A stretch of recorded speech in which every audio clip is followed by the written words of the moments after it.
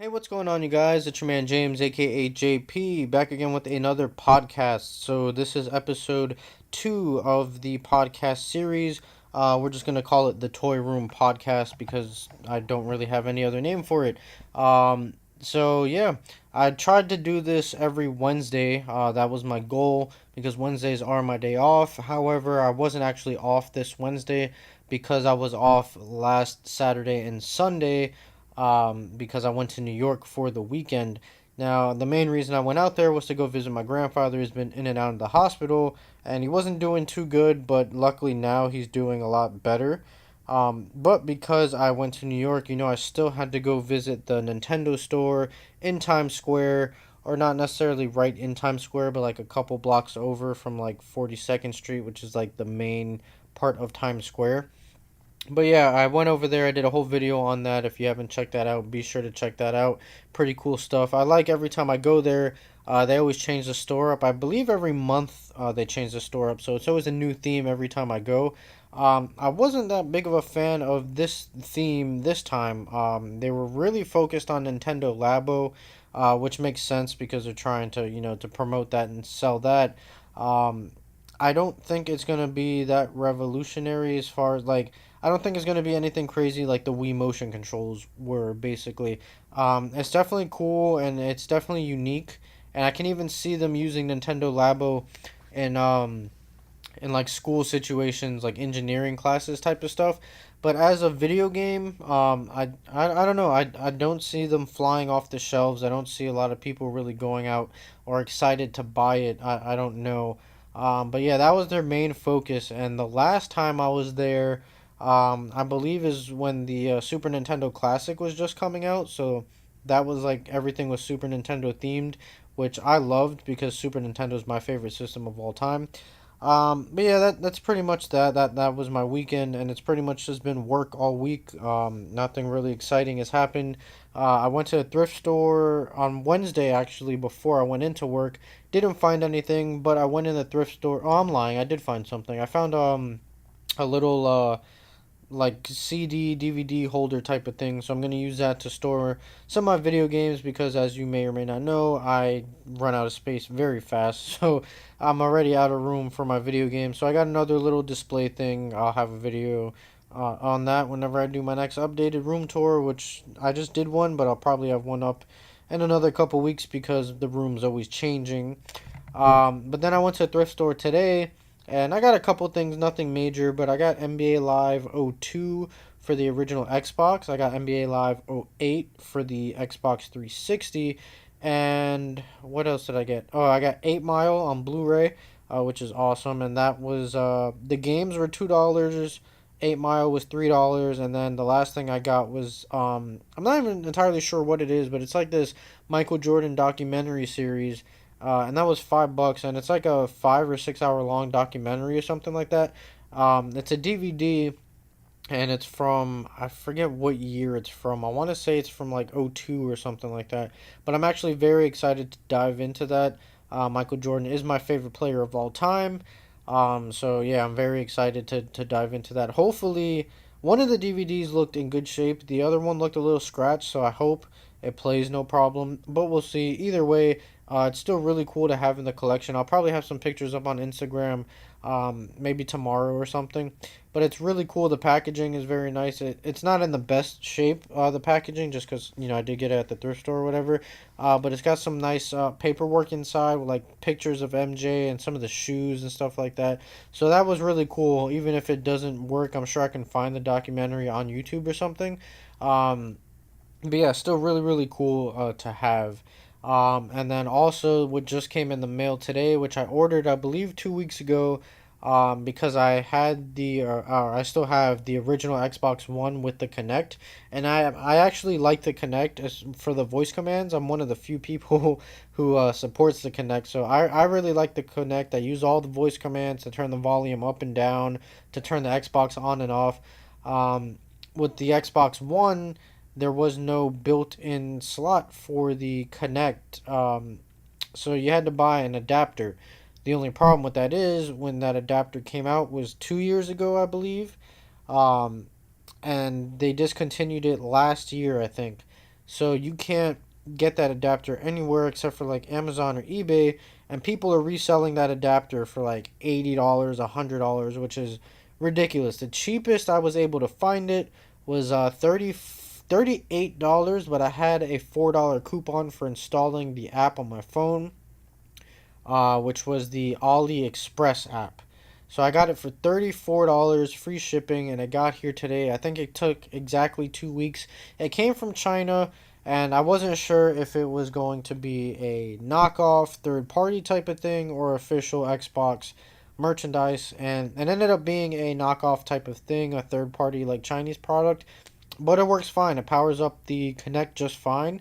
The only issue I'm having is the Kinect isn't really recognizing my commands, but I'm not sure that that has anything to do with the actual product, because all that product does is basically just power up the Kinect and make the Kinect work with the Xbox One X.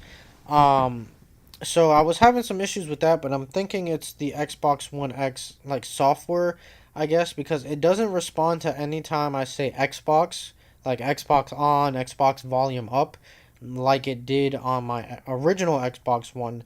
They it looks like they moved to the new command of me saying Cortana, which is the basically the new Xbox and Windows 10 like assistant, kind of like a Siri type of thing. So I have to say Cortana, Cortana volume up or Cortana Xbox on, or yeah, Cortana on or whatever stuff like that. I have to say Cortana now, which isn't a big deal. I have to get used to it. But even then, when I do say Cortana, sometimes I have to say it or say the command that I'm telling it to do a couple of times before it registers it. So it is what it is. The product still works, and it was the cheapest, even $35. It was 34.99, so it was like $35. Even that was a lot to spend on basically just an adapter, and the adapter, even the official Microsoft one, it wasn't very efficient as far as it's like four extra wires. So a um you have a power outlet wire that goes into like a little power box. Then that power brick, I should say. And then that power brick has another wire that you plug into the main hub, and then the hub has another wire that you plug into that with the USB at the end that goes into the Xbox One X, and then you have to plug in the wire from the Kinect into that little hub. So all in all, it's like four wires, and it's a lot, especially for me because I literally have like probably 20 or so consoles plugged into one TV. I just have a mess of wires behind my TV. Luckily, I have a big enough TV. I have a 50-inch 4K TV, so I'm able to hide all of my wires behind the TV, and nobody can really see it. Now, if I were to hang the TV up and mount it, of course you would see it, but that's one of the main reasons why I don't. Um, so yeah, that's that. I unboxed that when I got home. I should have done an unboxing video, but I didn't really think of it. I mean, the presentation wasn't much. Since it was a Chinese knockoff product, it came in just a simple brown empty box with a label like just taped onto it, and then you had the products inside. So there really wasn't much to showcase, and because it's a very niche product, no one's really looking it up, and I probably wouldn't have got many views on it. But it is what it is. So I installed that. I just have to get used to that. And that's it as far as like pickups and hauls. I really haven't picked up much. Been trying to save some money. Um, and that Power Ranger shelf that I showed off in my room tour like a week ago, all those Power Rangers have fallen over. One of them fell over and knocked like a whole bunch of them over. So I have to pick up that shelf, which I'm not looking forward to. Because I know once I put those figures back up, I know one of them is gonna end up losing balance. It took me a while to get all the figures balanced perfectly, to the point where they're not falling over. Because they may stay up for like a day or two, and then eventually they'll fall over. But yeah, so it's just a matter of finding the right recipe, I guess you can say. Um, yeah, so that's it for pickups. What else has been going on? In the NBA, let's talk about NBA because I like NBA. Last time we talked, LeBron was going to the Lakers. Now, I'm just going to talk about Miami. Miami Heat, they're my favorite team. Dwayne Wade is my favorite player. Not favorite player of all time. I still give that to Michael Jordan, but Wade is definitely like right there. Um, I'm more emotionally connected to Wade because I've been watching him play my whole life. Jordan, I never watched him play. I looked up highlights, as I was growing up, and Jordan's still my favorite, hands down. He's the greatest player of all time, in my opinion. I know a lot of people nowadays say LeBron is. I don't think so. But yeah, definitely. Jordan's my favorite player of all time. I think he's the greatest player of all time. Um, but I'm more emotionally connected to Wade. And when Wade left Miami, I was heartbroken. And when he came back, I was ecstatic. So, Miami, they are currently trying to get Carmelo Anthony, which I actually think if Melo starts playing good again, would be a great pickup. From what people are saying, it's between Houston and Miami. I don't know if he'll really fit into Houston that well. I know that Houston just lost Trevor Ariza and somebody else whose name I can't remember. But I believe they were both power forwards or small forwards, which is Melo's position. But with CP3 and Harden, will Melo really fit in being, the third star? Because it didn't really work too well with Westbrook and Paul George and OKC. Now with Miami, it makes sense because we don't really have any stars. We have Dwayne Wade, and basically everyone else are very exceptional role players. They're very good, but at the end of the day, they're role players. We don't have any stars. So we have Whiteside, but he's not playing like a star right now. Ever since he got paid, he hasn't really been playing that like a star. So um, Miami right now they just re-signed Wayne Ellington, and they tried to shop Whiteside, but nobody wants to take his contract, and Tyler Johnson as well, and they're shopping Dion Waiters, which sucks because I really like Dion, but he's been injured. I don't even think he played at all last season. I think he was out a little like the end of the season before that too.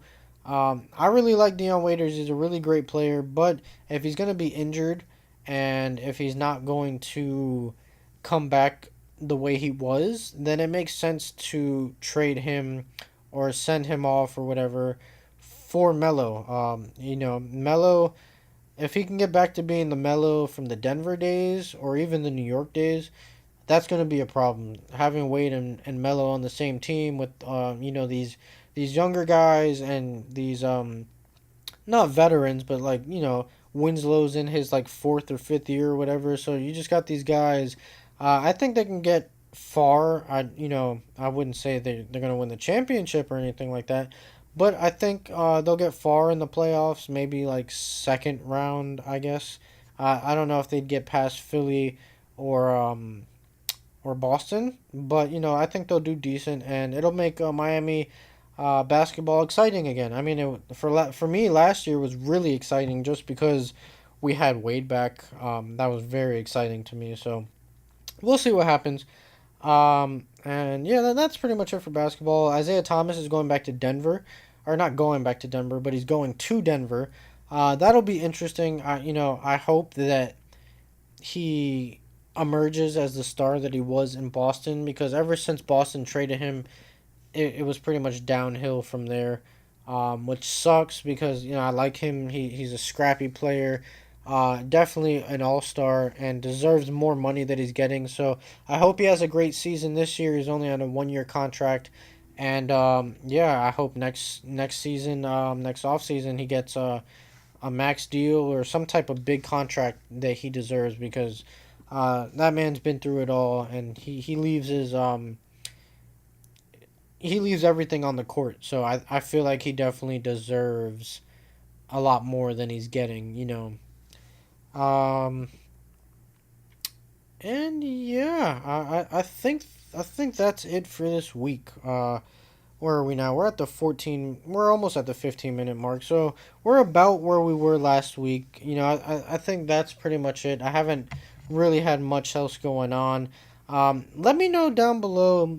First of all, thank you if you made it this far into the podcast. But let me know down below topics that you guys want to hear me talk about, because with these podcasts, I'm just kind of rambling on about what's going on in my life and just the stuff that I'm into. Um, which Now that I'm thinking about it, I don't know if we talked about Drake's album last week.